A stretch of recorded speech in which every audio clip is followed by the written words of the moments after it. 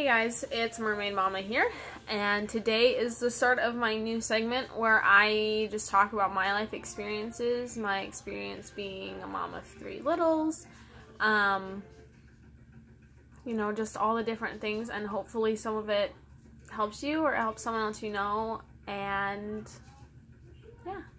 So, to start it off, we're going to talk about my daughter's gastroschisis. A little bit of background. My husband and I have been married for a little over 5 years now. My daughter, M, is going to be 3.5, coming up here soon. My son will be 2 next month, B, and our youngest, A, is 6 months old. So let's just get started. So about 3.5 years ago, November, it will be about 4 years, I went in for a routine ultrasound. It was my first ultrasound. And as a new mom, I didn't know that there was anything I needed to look for. I didn't know if there was anything I needed to ask. All I knew is that you went in, they looked at your baby, they told you the gender, and you got really excited. So we actually ended up not going to the OB ultrasound tech. She was fully booked, but they wanted to get me in. And so we went to the hospital ultrasound area, and they did my ultrasound. Baby wasn't really moving a lot, so she couldn't really get a good look at whether it was a girl or a boy, and I told myself before we went in that that wasn't a big deal, that you know, I just wanted a happy, healthy baby. And so we didn't know the gender, we didn't know, and it would be a great surprise. So she said baby looked healthy and everything was fine. And after we left, I just had this really nagging feeling that, like, we needed to know the gender. And I didn't understand, because I'm like, I don't really care. I just want a happy, healthy baby. But something in me told me we needed to know. So I convinced my husband to do a 3D ultrasound. And we booked it for the next day. And, you know, we went after my husband got off work, and we found out that it was a little girl. And we were over the moon ecstatic. The woman who ran the 3D ultrasound, not store, but, you know, company, she actually was at the time the ultrasound tech, or one of the ultrasound techs for my OB.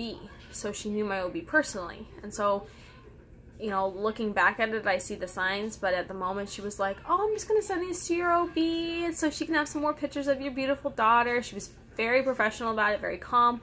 I had no clue that she had found something, or that she thought she might have found something. So I went out to visit my grandparents. We told them that it was a girl. We were just over the moon excited. Everything was great. I got a phone call right before I left.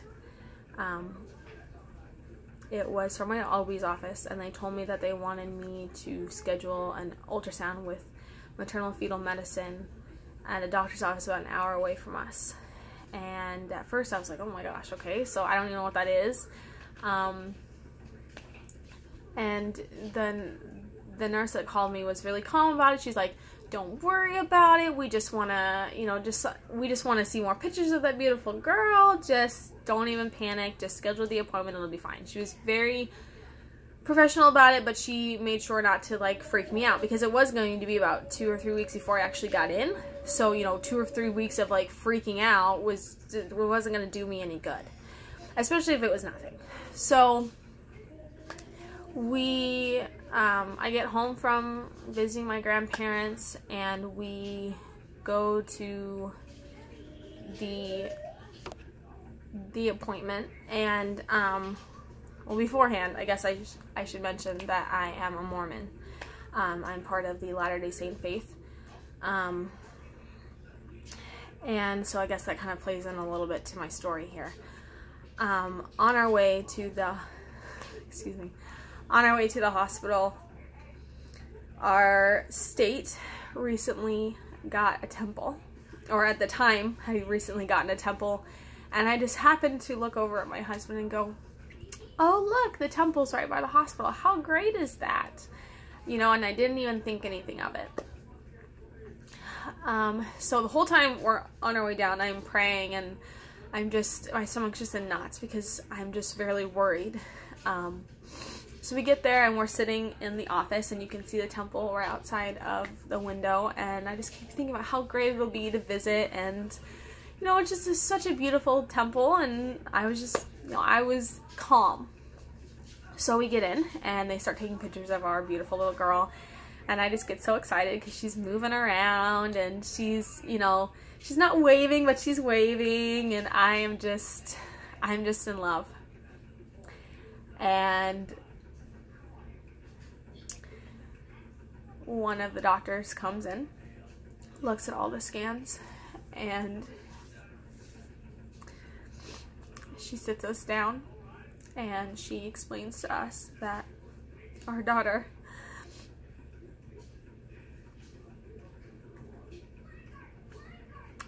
has gastroschisis,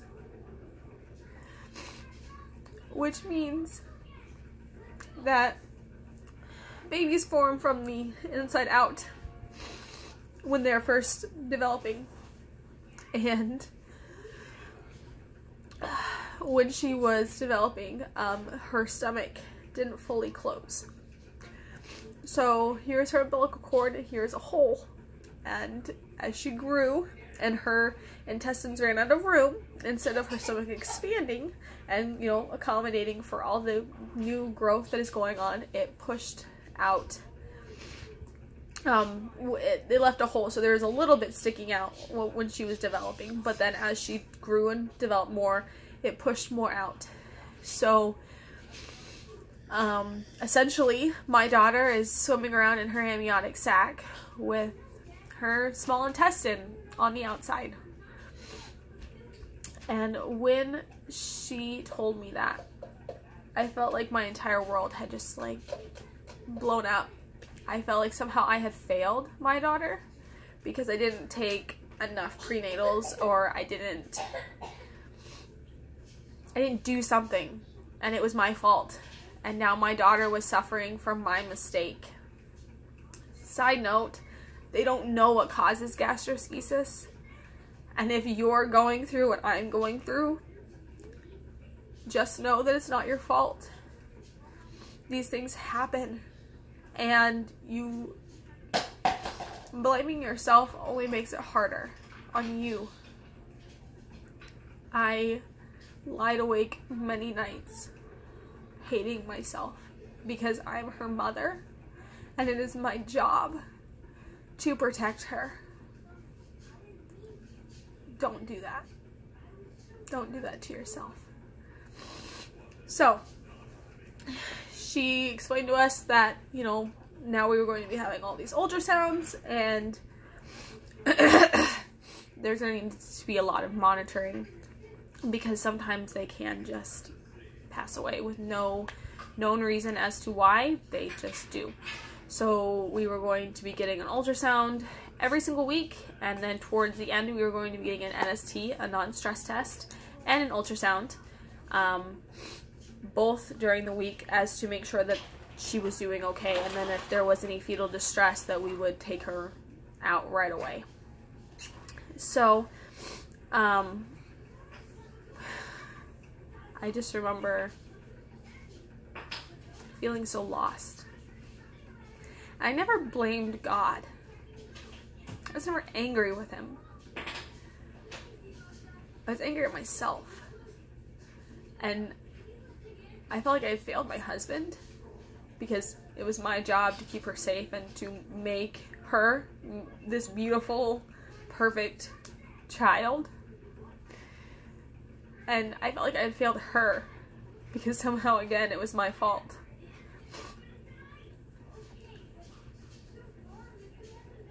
So I remember my husband holding me and telling me that it was okay, and, you know, it was gonna be fine. And I told my husband, take me to the temple. Now, in the Mormon religion, we believe that the temple is a house of God. And it's one of those places where you just can feel him like he's standing in front of you. Now at the time, our temple wasn't completed yet, so we couldn't go in, and we couldn't like walk on the grounds or anything because it was still under heavy construction. But there was a church building right next to it, so we sat in that parking lot, and I just prayed. I prayed that by some miracle she would be fixed, and at the next ultrasound they'd be like, oh, we were wrong, and she's okay. She's okay. I prayed that this was all a dream, and that they had the wrong ultrasound and they were reading the wrong pictures, and it was just not us. It was just not our baby. And I prayed that he would give it to me. That whatever was ailing her, that he would take away from her and give to me. I always heard this saying when I was younger that until you are a parent, you don't truly know what it is to love something so fiercely that you would die for it. And I really think that I understood that, or I grew to understand that during this, because I would have given anything to switch places with her. I would have given anything to take all of her pain and to take all of her, anything she was feeling. I would have given anything to do that. So we sat there and we cried, and we prayed, and we just didn't know what to do. You know, the doctor told us all the stuff we were going to be doing, but in that moment, you just don't hear it. You don't acknowledge that it's real life, that what is happening in front of you is actually happening. You're stuck on the what ifs and the how and the why and everything, and you just can't wrap your head around what's going on. So I called my parents, and my parents came and met us, and I just cried in my mom's arms, and she kept telling me how it didn't matter because she's still perfect and she's still mine, and no matter what happens, she's my daughter, so she's gonna fight it and she's gonna be strong. You know, 3 years later, 4 years later, and I still remember those words. You know, and then we went and we told my husband's parents. And for a couple days after that, I just felt really numb. I felt really lost. We had a meeting with my OB, and my OB apologized profusely because the ultrasound tech should have caught it, and she didn't, and the ramifications of that could have been very serious. My daughter could have just passed away. We would have never known that she was in distress or that there was something wrong. I could have delivered her and gotten a great surprise, and then had her flown an hour away from me to receive care while I have this huge traumatic labor and delivery and be an hour away from my newborn. So she apologized, and honestly, getting that ultrasound to find out her gender was the greatest thing I ever did in terms of, you know, choices when it comes to pregnancy and stuff. It was the best choice I could have ever made, because if it hadn't been for that, we wouldn't have known, we wouldn't have been prepared. So we started scheduling ultrasounds. We went to that doctor's office about an hour away every week. We saw them a couple more times in December, and then every week starting in January until my scheduled induction date. We saw them every week. And then in February we started having NSTs, and thankfully they let us have our NSTs up here. So on Tuesdays we got an NST at my local OB's office, and then Tuesdays we went down and drove an hour. My husband spent his day off taking me to doctor's appointments, and then on Thursdays I went to the NST here locally. And so my OB scheduled me to be induced on a Friday, March 5th. But my daughter had other plans, and she decided she wasn't going to be told when she was going to come. She was just going to come. So she decided that she was coming on the 4th.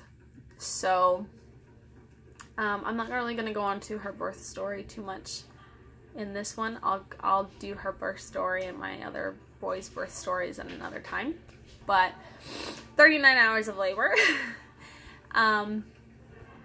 One epidural and a lot of Pitocin later. And our little bundle of joy came out. I still remember what she looked like when she came out. I still remember looking down and seeing her and her intestines on the outside. I was shocked, but I was prepared. But I kept thinking how beautiful she looked. How amazing she looked. Even with all of that stuff going on, she was perfect. She was the best little baby anyone could ever snuggle. And I just wanted to hold her and I couldn't. Her NICU team rushed her over to her little bed so that they could work on her because when she did come out, there was some meconium, which is essentially like baby poop, or the beginnings before baby poop is baby poop, in her amniotic fluid, and it was found that she did swallow a little bit of it. So they worked on her and got her breathing and got her all sterilized, wrapped up for transport. But they let me see her right before she left. And she had these piercing black eyes. Excuse me. My husband has hazel eyes, and as you can see, I have hazel eyes. But somehow, our daughter came out with black eyes. And it was one of those things where it's like she could see into your soul. In a good way. When I finally got to see her, I held her hand, and as soon as I touched her hand, her eyes flickered open, and she looked me dead in the face, as if to say, I know who you are, I love you very much, and I'm gonna be okay. And she held onto my finger so tight. I knew that no matter what happened over the next weeks or months, that we were going to come out stronger because of it.